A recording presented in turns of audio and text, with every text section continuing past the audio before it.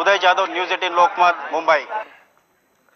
विरोधी पक्ष नेत्याच्या मुलानंच भाजपात जाणं योग्य नसल्याचं मत काँग्रेसचे ज्येष्ठ नेते बाळासाहेब थोरात यांनी व्यक्त केलंय। काँग्रेसनं विखे पाटलांना भरभरून दिलं असून मुलाला विखेंनी समजावून सांगणं गरजेचं होतं असं मत थोरातांनी व्यक्त केलं। आता राधाकृष्ण विखे पाटलांनी भूमिका स्पष्ट करत आपली पक्षनिष्ठा स्पष्ट सिद्ध करावी असं आवाहन थोरातांनी केलंय। काँग्रेस करता तर ते योग्य नाही।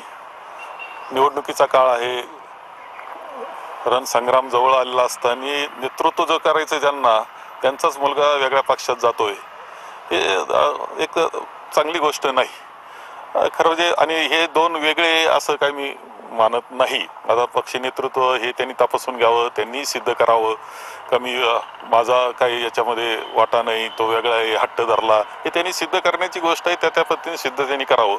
पण मला असं नाही वाटत का बाप वेगळा आणि मुलगा वेगळा असं मला वाटत नाही। त्यामुळं या सगळ्याचा विचार हा आमच्या केंद्रीय नेतृत्व असेल, राज्य नेतृत्व यांनी त्यांची चर्चा करून याबाबत काही निर्णय घेणं आवश्यक आहे। सुजय विखेंच्या भाजप प्रवेशानंतर आता आपण नगर जिल्ह्यातल्या ह्या काँग्रेसच्या वर्तुळातल्या वेगवेगळ्या प्रतिक्रिया बघतोय। पुढे पाहूयात अर्जुन खोतकरांच्या प्रचंड विरोधानंतर ही